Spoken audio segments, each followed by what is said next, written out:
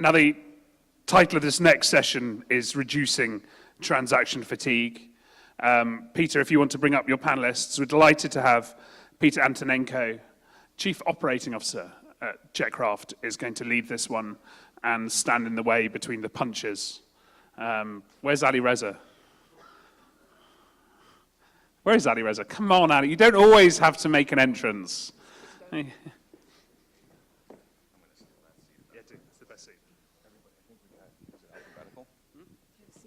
I think it's alphabetical. I'll go wherever you like. Actually, you know what? Keep Aoife away from Alireza. Oh, sorry. Sorry.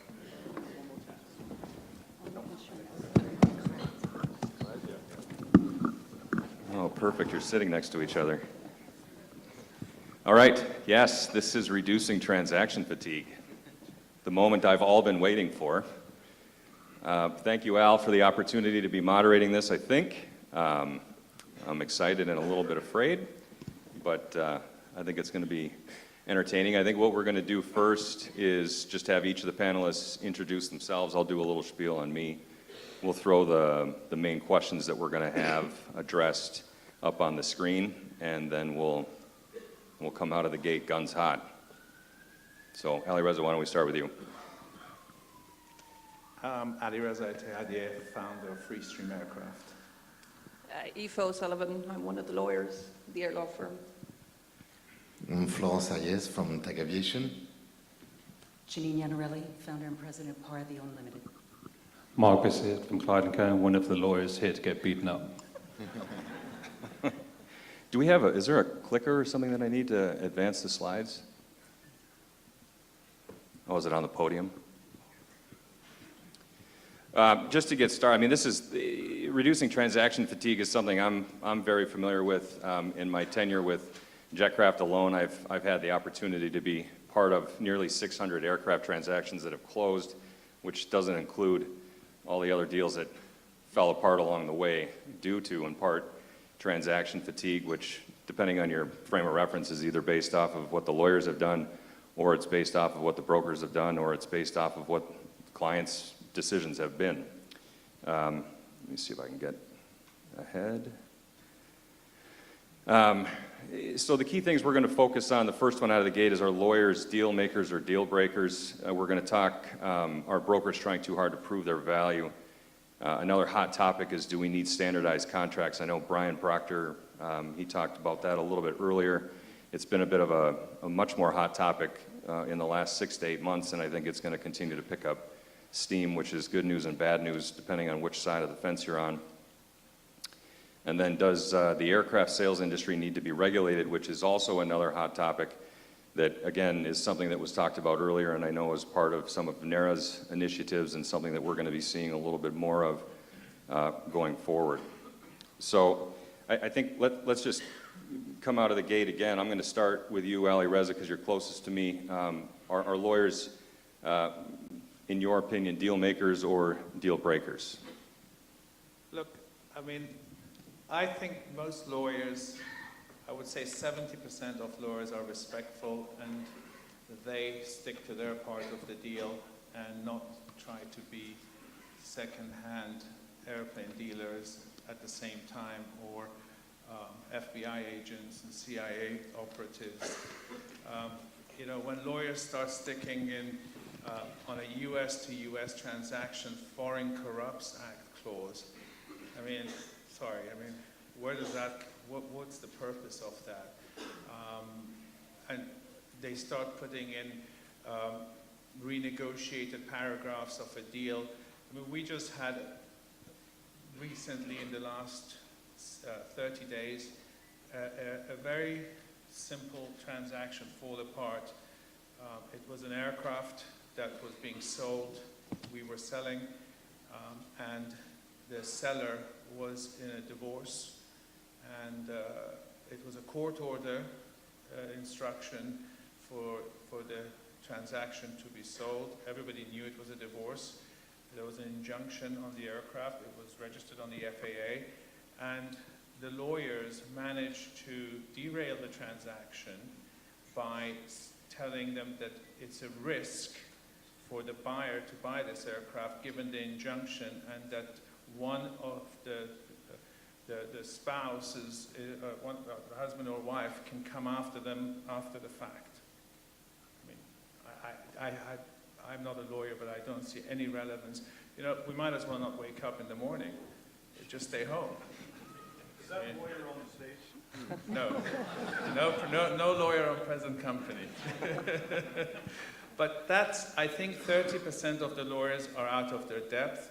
They get involved in bits because they are familiar with topics in transactions. They start getting involved with inspections and what inspection should be done and what inspection should be done. It's less in effect, there's less of an effect on corporate transaction, but it's more of, there's more interference from those lawyers in private transactions when there's a private individual buying an airplane. In my experience, everybody, I never try to be a lawyer. I always say to the lawyers, you tell me what to do, and I don't see why lawyers can't respect the broker community if they're competent brokers and let them act on the transaction matters. It's always been a problem, but it's more so because there's a new generation of lawyers as well who've come into the game. The older generation, there was 30, 40 of them. Today, they still behave in the same way. They still behave in a respectful way towards the broker they're working with. And I leave it at that. All right, Aoife, we're going to go right to you to respond to some of that. There's a lot in there to unpack. I should start by saying, for one of the few times, I actually wholeheartedly agree with Alireza. There are a lot of shocking lawyers out there. I agree that a lot of them are out of their depth, and probably the 70% figure is about right. I think a lot of it is down to specialization. There are very good lawyers. Some of them are younger, some of them are older. But I think there's an awful lot of confusion about what a lawyer is doing on a transaction. You're not going to get rid of us. These are contracts, and these people need legal advice. So what we are doing is basically, a lot of it is prescriptive in terms of we're drafting contracts to avoid bigger issues later down the line. That's the point of a lawyer. Lawyers getting involved in pre-purchase inspections, it's the last thing I would like to get involved in. We tend to have to do it just to keep the deal moving. You know, we get involved in an awful lot of things just to make a deal happen. And that's typically, to be honest, when the broker lets us down. So the broker is not doing what he should be doing, or what I think a broker should be doing, what makes a good broker, which is another topic. So I think an awful lot of it, and I agree 100% with you, a lot of it is having respect for each other's roles, but actually going to the trouble of understanding what each other's role is, figuring it out from the start. I'm actually doing it with a broker at the moment. It's literally putting the work scope down. What are you going to do? I don't need to do that. How are we both going to make this transaction happen within the time frame we need it to happen in? And that comes down to just, are you actually able to work as a grown-up adult and show respect for each other? Or are we going to get into this ridiculous, universal, let's bash all the lawyers, let's bash all the brokers? It's pointless, and it doesn't get deals done. Yeah, I agree, and let's focus on the key thing, which is getting deals done. And one of the things, Mark, I'm going to come down to you just to ask you that. In any given role, or any given transaction, what is the role of the lawyer? What is their job? Where does it start? Where does it stop? Well, I think, actually, I'll start by saying I'm also in agreement with Alireza, which is very encouraging because... This is being recorded, right? Because normally I wouldn't dare disagree with him. I think the role of the lawyer, the lawyer's got multiple hats, and I think that one of the key things on any, and clearly the question is pretty loaded, and clearly a lot of people in the audience will probably think lawyers do break deals, and have probably got examples of where a lawyer's broken a deal. And if that's the case, then something's going badly wrong in the way that lawyers are acting on transactions and or the perception of what a lawyer is or isn't supposed to be doing on a transaction is wrong. I was very surprised. When I arrived this morning, Al told me that at a corporate jet investor event in Miami, people said that there was a vote, and people said that 85% of deals that they'd worked on had tanked because of something a lawyer had done. And I was just amazed by that. I find that really, really quite remarkable. And if that's the case, then, you know, as I say, there's something wrong with what the lawyers are doing on deals, or there's something wrong with the way they're perceived. But the role, I think the role's sort of threefold, I think. Firstly is to keep the pace of a deal going, to do the transaction management, to do the basics, just to make sure documents are legalized, notarized, apostilled, and in the right place with the Luxembourg registry for the 1 hour that it's open a day, you know, to make sure that the deal closes on time. And that's a really key part of the job. And if a lawyer's not doing the basics in that regard and something goes wrong because of that, then, you know, that's a bad reflection on the profession. You know, talking about deal fatigue. You know, a transaction is like a shark. It's got to keep swimming to stay alive. And you know, the last thing as a lawyer that you want everybody to be turning around to you and saying is, sorry, you killed the shark. That dead shark is because of something that you did as a lawyer. You know, we're not the ones that want to get the blame. Clearly, we have to give good advice to our client. You know, and in Alireza, and that is based on experience. And it's based on skill and experience. And you know, I've done 300 or 400 deals over the last 10 years, so I'd hope that I've got the experience to be able to turn to my client and say, okay, there's a risk here. I'm advising you that there's a risk on this specific point, but you don't need to worry about it because of X. And Alireza's example of the divorced couple selling an aircraft, you know, that sounds to me like a very good case where the lawyer is just giving bad advice. You know, maybe they haven't done this sort of thing before, but I think the lawyer's got to have the guts to, you know, it's part of the advice of the lawyer to advise the client on the risks, to set out the risks, but it's also part of our role to say, you know, this you don't need to worry about, and this is the thing to focus on, and here's a solution, to find solutions, you know, based on our experience. And I think another important aspect, certainly in the private wealth field, as Alireza says, is to make the whole transaction as pleasant as possible. And it can be, we're dealing with high-value assets. It can be pretty stressful. The large amounts of money is floating around, and some fairly strong characters involved, especially amongst, you know, the high net worths themselves. And I think part of the process is, you know, keep everything under control, pleasant. I think, you know, the word respect is very important. You know, be very respectful of everyone's position. But you know, deals can die. Talking about deals dying, deals can die because everyone just gets so thoroughly annoyed with the other side that the high net worth just thinks, sorry, this isn't worth my time anymore. I've had enough and I'm out of here. You know, that can happen, and that shouldn't happen. Yeah, agreed. Janine, do you want to jump in on some of this as well and just give some of your thoughts? Yeah, I mean, it's interesting to listen to my fellow panelists. I've been involved in transactions since the days of we didn't use lawyers at all, and we did deals on 2-page documents. And then it evolved to having an in-house counsel review the document and protect the company or individual's interests. Then finally segueing outside that to outside counsel who had the expertise specifically in aviation.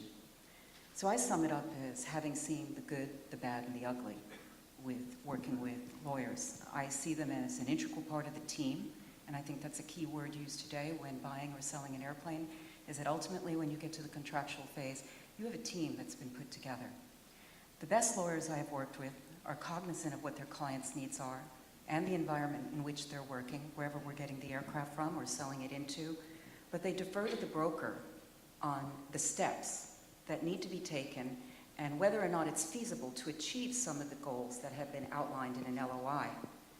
And it's at that point where I have personally experienced some lawyers that have overreached. I mean, at the end of the day, a broker today is becoming a project manager, and it's managing not just the deal itself, but the different personalities. And so as long as everyone respects the role that they play within the transaction, you're going to have a successful one.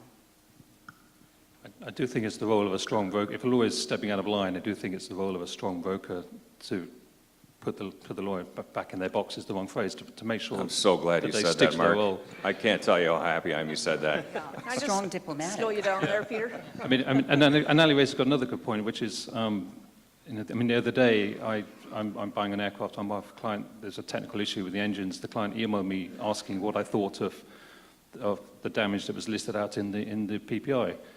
Well, quite frankly, it's not my job to say, sorry, I really don't think you should buy that aircraft because it's got some problems with the high pressure blades. That's the role of the new operator, of the technicians, of the broker. That's right, I agree. A lot of it is learning where to stay in your own lane. Can I, just on the point, and then just looking at the survey results, there tends to be a general, lawyers bash deals, but there's never really giving any concrete examples. I mean, if I'm on a pedestal where I'm able to knock over a $45 million deal, then, that's a lot more power than I've ever given myself credit for. We don't kill deals. We can't stop a high net worth individual buying an aircraft if he wants to buy it. What we do is we highlight to him the risks, and these are very complicated, multi-jurisdictional deals. If you want to give me a standard deal and the same thing is done each time, I'll step back and I'll say, you know what, there's very little for a lawyer to do here. But in the world we are living in, they are massively complicated. Tax plays a huge part of it. And that's what we're doing. So for somebody to say, well, you killed the deal, tell me how I killed it. You were selling a crappy aircraft that, has corrosion. I can't do anything to stop the guy refusing to buy that. I can highlight to him the PPI report says there's a problem here, which is exactly what I'm doing at the moment. But I'd love to know, and Alireza I'm sure is about to tell me, is what are we doing that you think is killing the deal? And what do you think we're sitting with these people, holding their hands and say, you know what, don't buy it, buy something else. Lawyers don't necessarily tell somebody you should buy it or shouldn't buy it. Let's say there is corrosion. So what? You fix it. I mean, everything is fixable. And if somebody else is willing to pay for it to be fixed, why would you walk away from a transaction? Today, we have an unhappy client because the buyer's lawyer said, oh, you shouldn't touch this airplane because it lived in the Middle East. It must have sand in the engines. I mean, how primitive can somebody be to say it's got sand in the engines? I mean, an airplane with Rolls-Royce engines goes everywhere in the world. You boroscope it. If there's sand, you'll see the sand. And these are the things that some lawyers tend to do. Or, oh, you shouldn't, if you hire Freestream, you will find yourself in the cross-border transaction, and it will always be a foreign buyer. 70% of my business is in continental United States. I mean, it's just crazy stuff like that, you may not do it, but I can assure you there are people who do it. And then there are the lawyers who've got a side business of back-to-backing deals themselves. So they trash you, and then suddenly their company comes in the front and they're trying to sell the guy another airplane. These are the people I'm talking about, not the legitimate lawyers who do their job like Mark and other lawyers that I know. I'm talking about the creepy, corrupt lawyers who throw people under the bus and go and bring in their own deal and do a back-to-back on the side. Or Can we trash. talk We might. I think the interesting thing, I mean, I'm sure there are, and I find myself agreeing with Alireza completely, I'm sure there are creepy lawyers out there that do that sort of thing. The interesting thing is I've done 300-400 deals in the last 10 years. I did deals at the peak of the market in 2007, 2008. And I'd honestly say I've never seen a deal crash because of something the lawyer did. I mean, it's got close, obviously, and yet everyone in the room will have war stories and examples of a deal that did crater because of something a lawyer's done. It's on both sides of the equation, and I've seen, like I said, the good, the bad, and the ugly, including a recent international transaction that I can't go into detail about. But were it not for the willingness of the seller of the airplane to stay in the deal, there wouldn't have been a deal. Yeah, and I think it's fair. I mean, the majority of the lawyers out there are good. They do facilitate the transactions the way they're supposed to, and they manage the deal ahead, which is the ultimate game plan. I think one thing that people overlook, and we won't spend any more time on this, but there is an ethical difference between what a lawyer is required to do, whether it's the Law Society, whether it's the Bar Association, as far as advising their client versus the fiduciary responsibility that a broker might have to their client, which lends a little bit more into the advice that's being given and how the deal is managed, which also plays into what the role of the broker is. But I kind of want to, we got to move on to the flip side of the coin, which is on the broker side, which is where do brokers have value? Are they trying too hard to prove their value? Or are they not trying hard enough? Florent, I'm going to go to you on this, just because you've been sitting there quietly and patiently, and I want to make sure you talk before you get on your next 3 panels. Thank you, appreciate it. It's been quite some time since I've done any aircraft sales transaction, so I'm only looking at it from the outside. I think brokers are just like lawyers. Some will bring tremendous value to a transaction deal, and other will just be a waste of time. And unfortunately, you know, it's like everything. You have brokers with, you know, great knowledge, great contacts that will really manage the process all the way through. That will be tremendous help for an owner, and some that are just running after a quick commission, and then they'll just dump it and walk away. Well, a broker, in my opinion, does bring value to the transaction because the end user themselves and anyone else who's a part of that team doesn't have access to the information that really points you in the direction of which aircraft should you choose and ultimately what you should buy it for. That's the start of the project management phase for the broker. And I would hope that those who are employing a broker dig a bit deeper into the particular individual or corporation that they're hiring to act on their behalf. You know, check their credentials, look to their references, see what their track record, the level of experience, the depth of their experience. And that's where you can determine as an individual if you've selected the right party to the transaction. Sarah, Aoife, do you want to talk a little bit? Just give, I want to give you the opportunity because now that the shoe's on the other foot. Yeah. Just give your thoughts on the role of a broker or a reseller versus the lawyer. Well, I can tell you from my perspective, there are certain brokers who I see on a transaction and it literally is, thank God, this one's going to go a little bit easier. There are others and it is the whole other end of the scale. I do agree with Florent. I think there are a lot of people, much the same as the legal world, there are a lot of people out there claiming to have knowledge and experience they don't have. And you can flush it out literally within the first hour of a transaction. What I see the broker's role is, as literally we should be working together. The brokers source the aircraft. Lawyers should definitely not get involved in sourcing aircraft, determining mission, negotiating price, etc., etc. It's not our place. We have nothing to do with that. And you're quite right to chastise lawyers who do that. Our job is give us the deal. We will put it all together. We will structure it. We will put the contracts together, and we'll help you make it happen. But I would look to you as a broker if, during the PPI process, discrepancies start coming out, and we've defined delivery condition. That's when I look back to you and say, help me out here, because we're fighting about what the seller should take and what the buyer should take. A lot of brokers, exactly as Florent says, leave us at the altar at that point. And now I'm doing exactly what Mark was alluding to. I'm reading a PPI report with absolutely no technical engineering expertise, trying to figure out, well, is this a seller issue or is it a buyer issue? So I think there's a bit on both sides. Some brokers are genuinely excellent and they have very high moral ethics. They do a great job. They're a pleasure to deal with.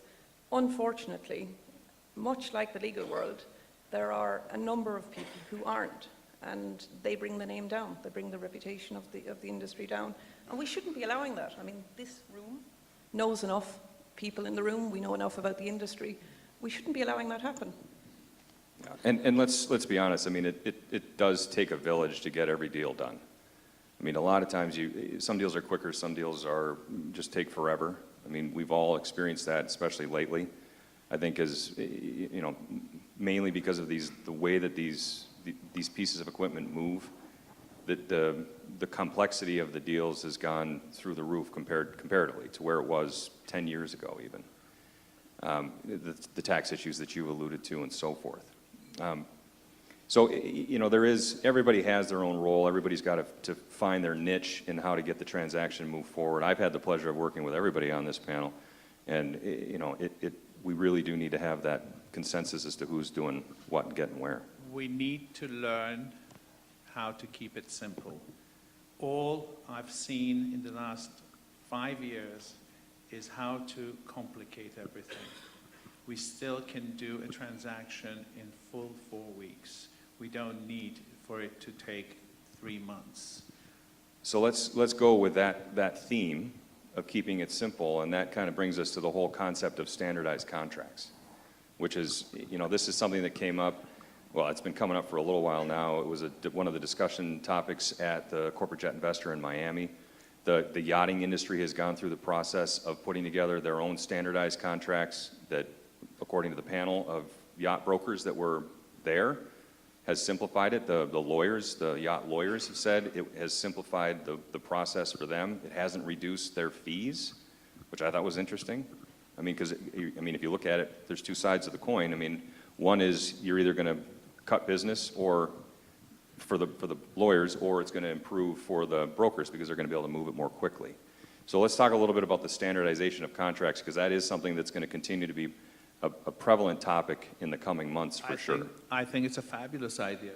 There's nothing better than having a standardized contract. The only caveat is you choose the jurisdiction and you choose the delivery conditions. Everything else is bog standard. Period. There's nothing we need to discuss. Delivery condition, jurisdiction. Everything else is repeat, repeat, repeat, repeat. Mark? I find myself disagreeing with Alireza now. I mean, Of course you would. Who's going to pay you a $100,000 transaction instead of $10,000? I wish I could get $100,000 on a transaction. I suppose the first caveat is I don't think it's going to happen, so it's probably a completely academic exercise discussing it. And I think the reason it's not going to happen is because unlike the yachts industry, we don't seem to have a strong broking regulatory or authority or body which could dictate what happens. We also have thousands of brokers, and I completely agree with everything that's been said on brokers. And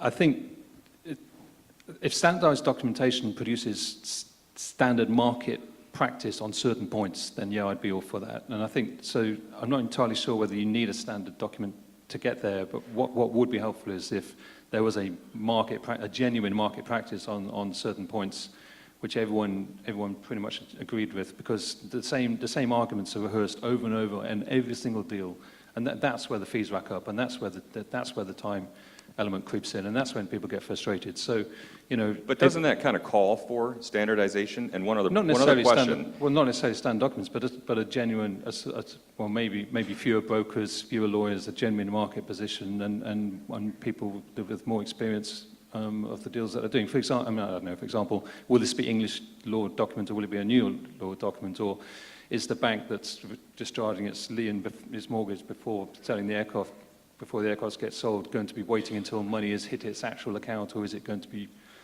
releasing its mortgage documentation on the back of a Fed wire number, or is it going to be releasing because the escrow agent says it's got the money? We have these arguments we had one the other day. Yes, we did. We have these arguments every single time, and so I think more of a standard process and more of a standard position on those sorts of points, so that when you deal with a lawyer and he says, oh, that's... the most frustrating argument as a lawyer is when the other side's lawyer says to their client or whoever, oh, that's standard market practice, and everyone else knows that it's not, because there's not a lot. I couldn't agree more, Mark. I mean, you're winning when somebody says this is standard market practice, because they've run out of intelligent argument. I have to challenge you on this, because I mean, God, you brokers can't even agree basic LOIs between you. You give me a standard deal, Alireza, I promise you, I'll give you a standard contract. But they're not standard. These are entirely bespoke. This is not the commercial airline industry. We have to deal with so many different jurisdictions, registration, implications of various laws.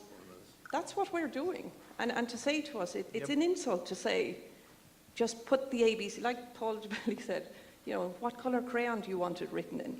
It's not that basic. And I think there's a complete misunderstanding of what a lawyer does and the purpose of a contract. If you're saying, take this one thing, one size fits all, no matter what jurisdiction you're dealing with, no matter what aircraft you're dealing with, no matter what seller, what buyer. I mean, sorry to interrupt, but I mean, to take but one example, if you're a bank repossessing an aircraft and selling the aircraft, do you give a full title warranty? Do you give a limited title warranty? Do you get the seller to execute the bill of sale? There's no market position on that. So how can you have a standard document that deals with that position? Well, the truth of the matter is that brokers, lawyers, whoever, each individual has their own template that they're already using in-house. Every deal over and over. So now we just need a uniform agreement on somewhat, let's take out the word standardize and just say something that collectively. But Janine, we have that. I mean, I go up against Clyde's.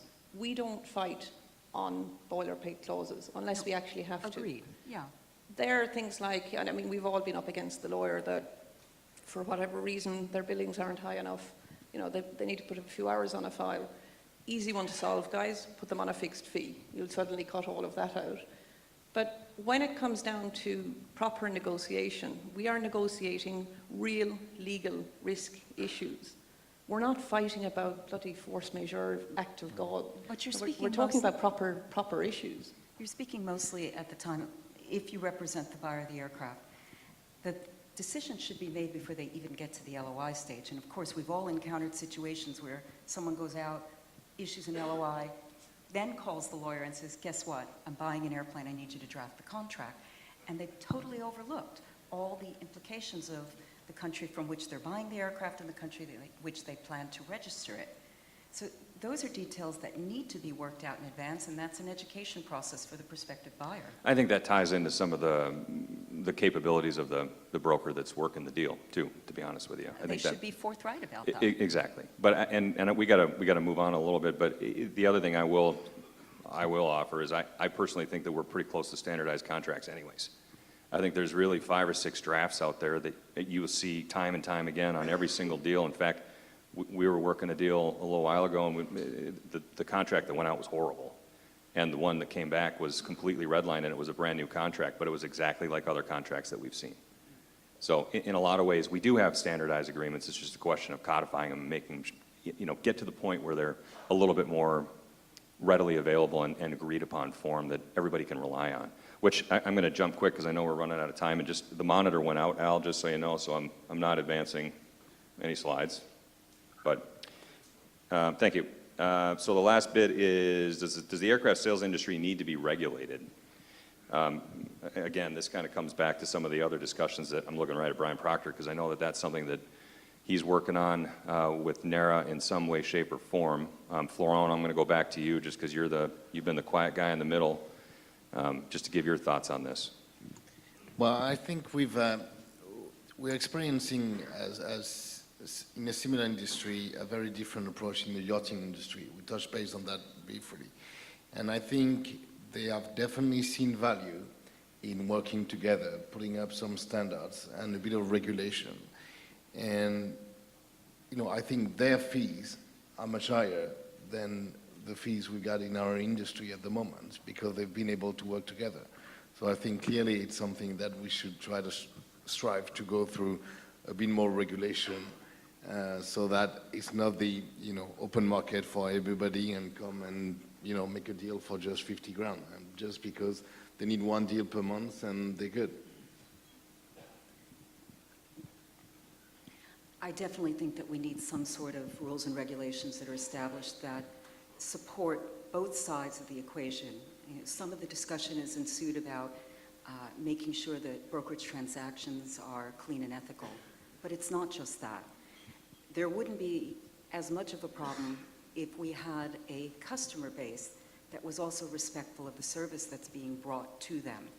There's more than enough stories out there of how the end user themselves will look for an opportunity to better their position by going around the agent that presented the airplane to them. So rules and regulations keep everybody on the straight and narrow. Enforcing them becomes the difficult part of that equation. So who sets them? Who sets those rules and regulations? I think a governing body for the aircraft broker dealer community should set the standards. The problem, when I came in this industry, the only people who were willing to pay you a fee were corporates. Today, there are the very people who are treating you as if you're buying toilet paper. And they're not willing to pay anything. Why? Because a group of people who went out there and said, oh, we'll do it for $50,000, no problem. We walked away from that market. We don't even respond to RFPs from corporates anymore, for a very good reason. We're not toilet paper. And I think if we came to a conclusion and everybody put their voices together, shut the $50,000 guys out, then we can talk. But the problem is human nature. There's always going to be another generation of $50,000 guys. So until we go back to where we started, nothing. Paying 1.5% on a $30 million deal was a no-sweat affair when I first came in this business. Today, they look at you like you need a good psychiatrist. It's a scary thought that they have to pay 1.5%. And they don't want to pay any expenses. They want you to sell the airplane, marketing included. And these are the things that I feel we have prostituted ourselves to a level that it will take a long time to get ourselves back. We sold ourselves short, and we now want to go long. And that's pretty hard to do unless the voice comes together. Fair compensation is what it's all about. I think some people, it crosses their mind that it's simply greedy brokers who want to make more money. And the truth of the matter is, it's most of the people who are well established in this industry have suffered under the pressure of rising costs, fewer deals, tighter markets now, and yet we have end users who do not want to compensate them for the professional services that they've rendered.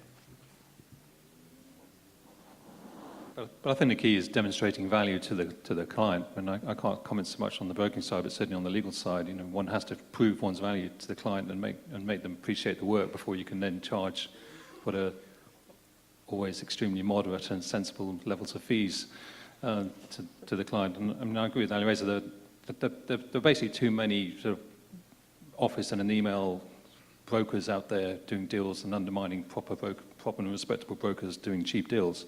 And if it takes a regulatory body to get that element out of the market, then yeah, that's what's needed. But I mean, I would have thought that it happens de facto because it's a small business and word of mouth should do that as well. But you know, as I say, if it takes a regulatory body, then all for it. It's always ironic that in the UK you can sell a football player, but you have to be regulated by the Football Association, and you know, that's held up as being one of the most sort of shark-infested agency areas there is, and yet there's no regulation at all in aircraft broking. I think you got to be careful what you wish for here, because I mean, we're regulated by the UK Law Society.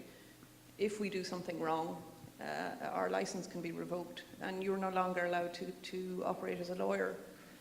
If what you're talking about is a self-regulatory body who actually has teeth, who is actually going to enforce against brokers who don't play the game, then you'd want to be thinking that one through, because they need to be people who understand what you do.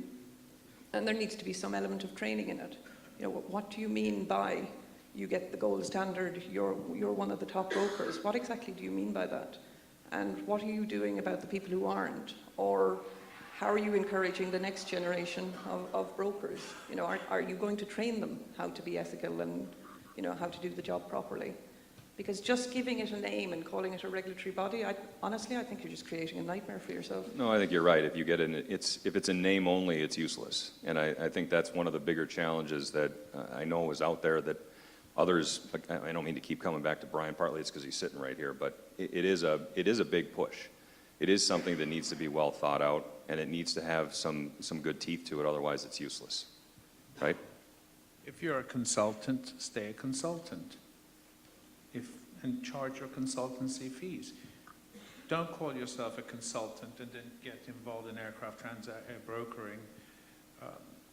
I don't see it. I'm a broker dealer. You know, I risk my money to do things. I have overhead. Jetcraft has overhead. Brian has overhead. Everybody has overhead. How can I run a business selling airplanes at $50,000 a pop? I mean, unless I have nothing better to do, I can't. Right.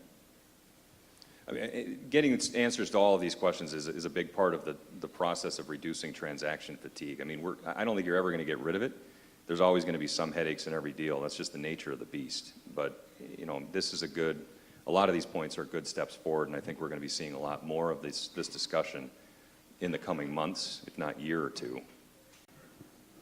Okay. Thank you.